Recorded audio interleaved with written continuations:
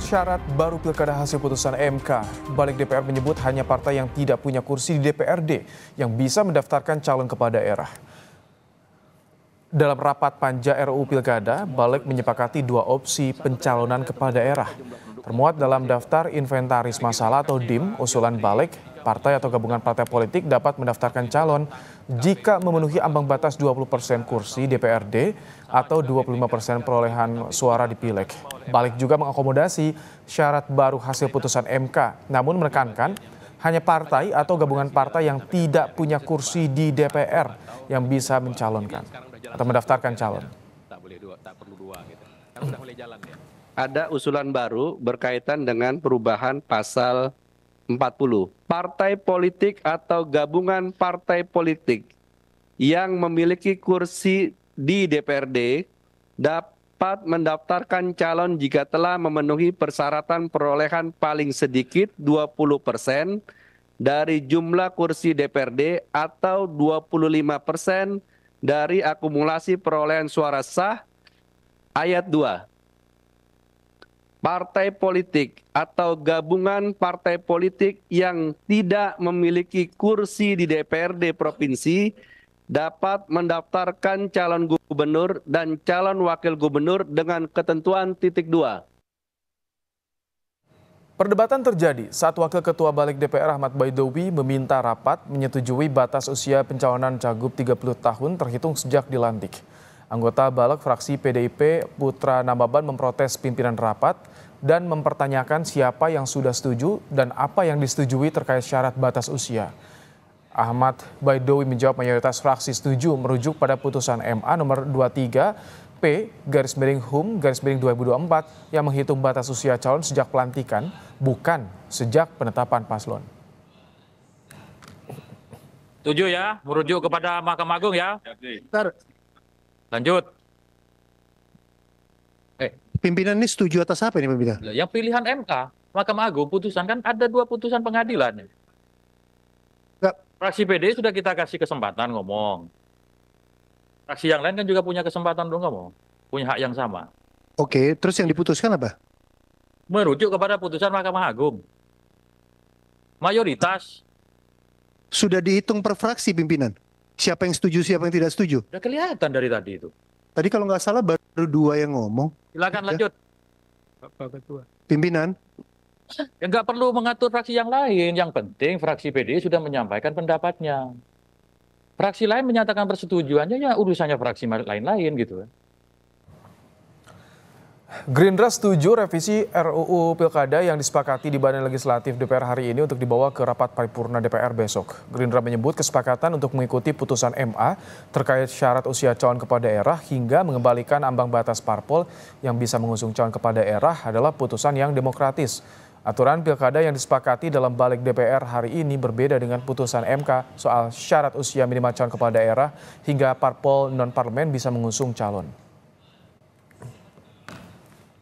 Hak konstitusi rakyat yang dibebankan di pundak kita untuk menyusun undang-undang sebagaimana diatur di pasal 20 Undang-Undang Dasar 1945. Dari pembegalan yang dilakukan oleh pihak lain. Pihak lain tersebut sesungguhnya tidak memiliki hak untuk menyusun undang-undang, merestorasi kerusakan yang timbul akibat kegaduhan politik beberapa hari ini akibat adanya penyamarataan membabi buta antara partai peraih kursi dengan partai yang tidak meraih kursi di DPRD.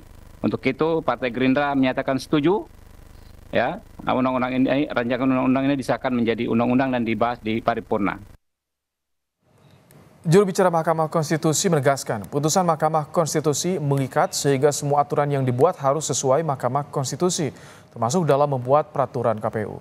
Namun Mahkamah Konstitusi enggan mengomentari proses politik yang bergulir di DPR yang membahas revisi Undang-Undang Pilkada di Badan Legislatif DPR. MK menyebut aturan yang tidak sesuai dengan putusan MK bisa digugat kembali.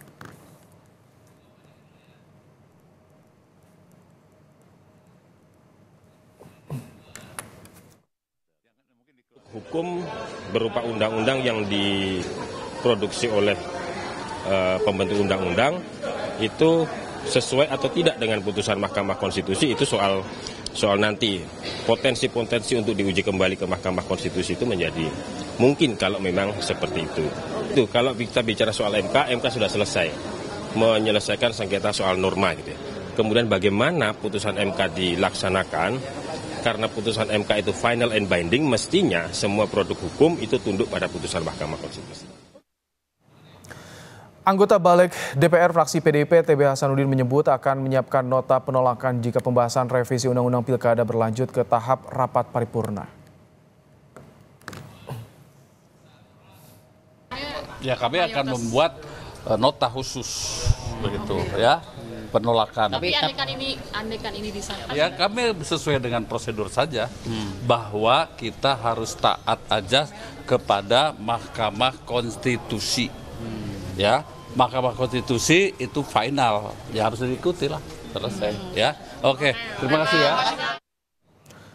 Sehari setelah MK mengeluarkan putusan progresif soal syarat pencalonan kepala daerah, Panja RUU Pilkada Balik DPR mengebut pembahasan revisi RUU Pilkada. Soal syarat batas usia calon gubernur 30 tahun, Balik justru menyepakati rujukan sejak dilantik sesuai putusan Mahkamah Agung yang telah dimentahkan MK. Sementara soal ambang batas pencalonan hasil putusan MK, Balik menyepakati hanya partai atau gabungan partai yang tidak punya kursi di DPRD yang bisa mendaftarkan calon.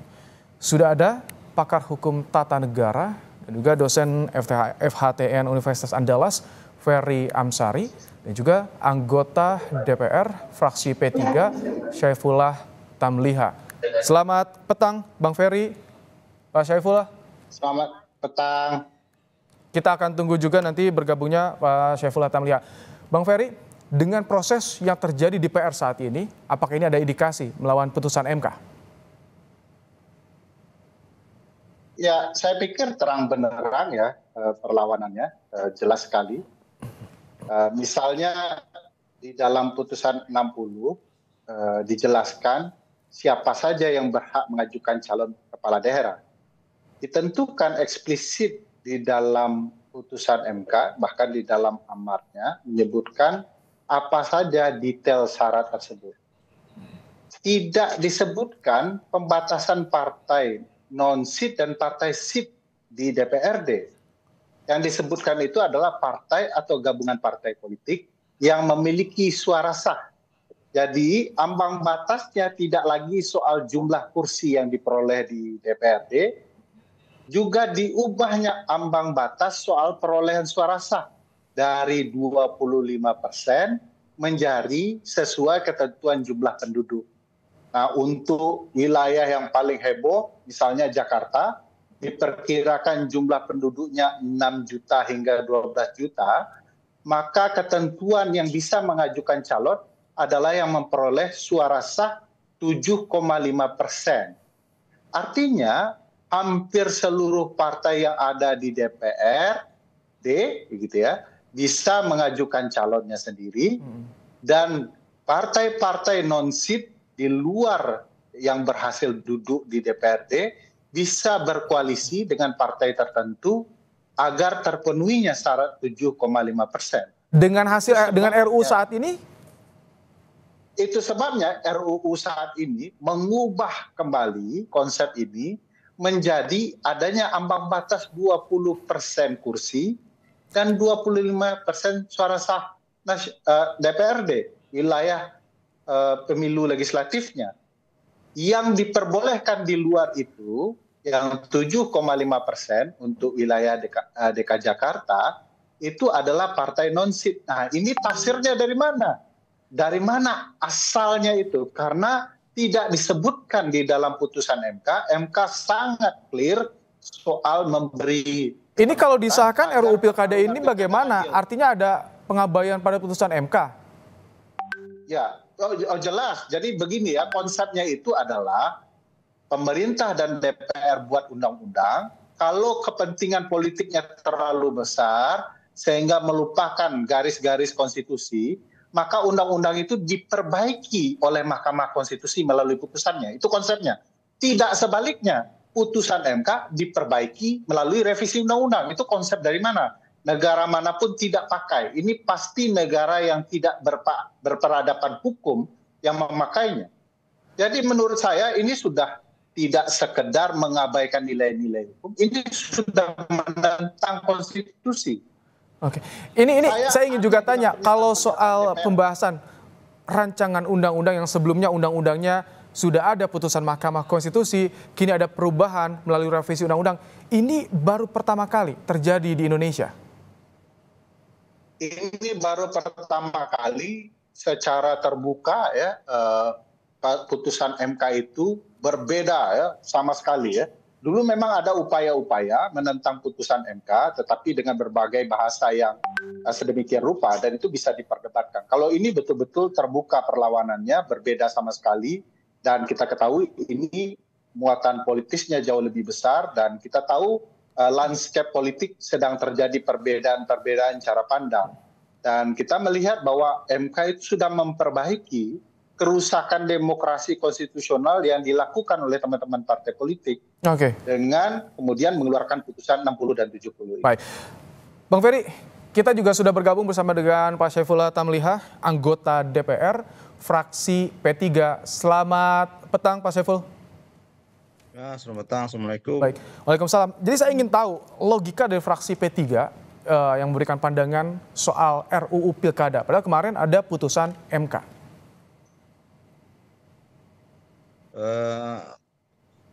Hari ini yang melakukan rapat tentang RUU Pilkada masih di tingkat badan legislasi. Nanti dari alat kelengkapan Dewan Badan Legislasi tentunya akan dibawa ke dalam rapat paripurna. Sebab keputusan resmi DPR itu melalui keputusan paripurna DPR. Jadi saya tidak bisa memvonis mana yang betul, mana yang salah, kecuali setelah final di rapat paripurna. Tapi tadi pandangan Anda, pandangan dari fraksi P3 bagaimana soal RUU Pilkada? Karena kemarin kan ada putusan Mahkamah Konstitusi. Ya, kalau P3 memandang bahwa yang dimaksud itu hanyalah partai-partai yang tidak ada kursinya di DPRD. Ini pendapat resmi P3. Tapi saya secara pribadi tafsiran saya bahwa ini kalau jadi beda tafsir dengan putusan MK bagaimana, Pak Saiful? Halo, ini kalau jadi beda tafsir, banyak dianggap seperti tadi Bang Ferry beda tafsir dengan putusan MK, bagaimana P3 melihat ini? Ya, ini harus diselesaikan dengan sebaik-baiknya. Sebab kalau beda tafsir antara MK dengan DPR, nanti berujung jika terjadi sengketa pilkada di Mahkamah Konstitusi, maka mudah sekali Mahkamah Konstitusi memvonis untuk menggugurkan calon-calon yang bertentangan dengan keputusan Mahkamah Konstitusi. Oke. Maksud Anda diselesaikan dengan sebaik-baiknya itu dalam upayanya seperti apa diselesaikan? Apakah ditinjau kembali RUU Pilkada isi 2 poin yang tadi di putusan MK atau bagaimana? Menurut saya keputusan MK kan final dan mengikat. Tidak ada yang bisa merubah keputusan itu. Itulah konstitusi negara, suka atau tidak suka. Jadi kalau MK memutuskan seperti itu, ya tafsirannya hanya MK yang bisa menafsirkan sendiri. Dan kita sebagai pembuat undang-undang tentu harus mengikuti apapun keputusan Mahkamah Konstitusi. Artinya kan jaring-jaring demokrasi itu kan sudah dibangun. Presiden dan DPR adalah pembuat undang-undang, tapi rakyat kan bisa meminta pendapat Mahkamah Konstitusi kalau mereka menganggap bahwa itu tidak sesuai dengan nilai-nilai demokrasi. Nah, gugatan itu kan sudah di Mahkamah Konstitusi. Karena gugatan itu sudah di Mahkamah Konstitusi, kemudian Mahkamah Konstitusi itu sudah memutuskan. Di dalam Undang-Undang Dasar. Ini kan saat ini berproses di balik DPR ya, Pak Saifullah. Kalau misalkan nanti hasilnya bertentangan dengan putusan Mahkamah Konstitusi bagaimana? Karena tadi persepsi Bang Ferry juga ini ya, ada politisnya juga. Kalau bagaimananya itu berbahaya kalau DPR berbeda dengan keputusan MK. Sebab nanti kan sering sengketa pilkada, misalnya ada yang menang dan yang kalah menggugat yang menang. Jadi menurut Anda RUU Pilkada ini sudah sejalan atau sudah mengakomodir putusan Mahkamah Konstitusi? Lah ini kan kita belum terima konsepnya dari Badan Legislasi. Baru omongan-omongan di media kan? Ya, sudah muncul salinannya, sudah muncul juga bagaimana ada 2 poin yang dibahas tadi soal ambang batas dan juga calon usia pilkada. Ya nanti kan dibawa ke paripurna. Apakah paripurna menyetujui atau tidak? Itu kan baru Badan Legislasi, belum final. Finalnya di rapat paripurna. Nanti pendapat fraksi-fraksi. Nah fraksi-fraksi sekarang sedang memberikan pendapat-pendapat. Begitu kan? Baik, artinya ditunggu esok paripurna, tapi tadi pandangannya harus segera diselesaikan dengan sebaik-baiknya, Bang Ferry. Dengan tadi ada kata diselesaikan dengan sebaik-baiknya agar tidak disengketa pilkada ini yang menjadi ujungnya juga. Bagaimana Anda melihat soal ini, Bang Ferry? Ya. Pertama, teman-teman di DPR, partai politik ini tidak konsisten. Di putusan 90 diubah juga itu aturan main, tetapi tidak ada revisi undang-undang pemilu, terutama soal syarat mencalonkan menjadi calon presiden dan calon wakil presiden. Nah sekarang ketika putusan 60 dan 70 ini diubah, direvisi undang-undang. Jadi penjelasannya sederhana, kepentingan politiknya berbeda dengan kepentingan politik di putusan MK. Ini kalau disahkan RUU-nya bagaimana ketika putusan MK final and binding, nanti siapa yang harus menjadi rujukan KPUD nanti, KPU? Dalam hukum itu sudah jelas putusan MK itu final and binding. Berlaku erga omnes, semua harus taat putusan MK. Suka, tidak suka, senang, tidak senang, harus taat. Termasuk DPR dan pemerintah.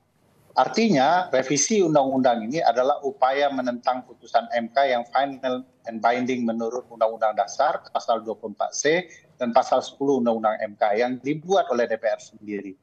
Kalau ini diabaikan, tentu ada pendekatan hukum. Dalam pendekatan hukum, apa yang melanggar putusan peradilan seperti Mahkamah Konstitusi disebut tindakan DPR dan pemerintah ini batal demi hukum, alias dianggap tidak pernah ada. Kalau dipakai nanti ketika pilkada, artinya bisa digugat saat sengketa pilkada? Bisa dibawa ke MK seperti yang disampaikan Pak Saifuddin tadi. Tetapi kan kita tahu, kalau MK-nya menentang arus politik, sebentar lagi hakim-hakim MK-nya bakal dicopot satu persatu itu menjelang sengketa itu terjadi. Apalagi MK kan sudah diancam juga dengan revisi undang-undang. Jadi ini satu paket besar ya, merusak konstitusi kita. Baik, itu ada kekhawatiran yang Anda ingin suarakan ya soal ini. Ya, semoga tidak ada untuk MK. Saat ini vulgar, ya, telanjang, tidak senonoh, baik, mempermalukan diri sendiri dan merusak konstitusi kita. Kami tangkap. Jadi apa yang Baik, kami tangkap Bang Ferry untuk pandangan Anda. Terima kasih Ferry Amsari, dosen FHTN Universitas Andalas dan juga anggota DPR fraksi P3 Pak Syaifullah Tamliha telah bergabung bersama kami dalam program Kompas Petang sore hari ini.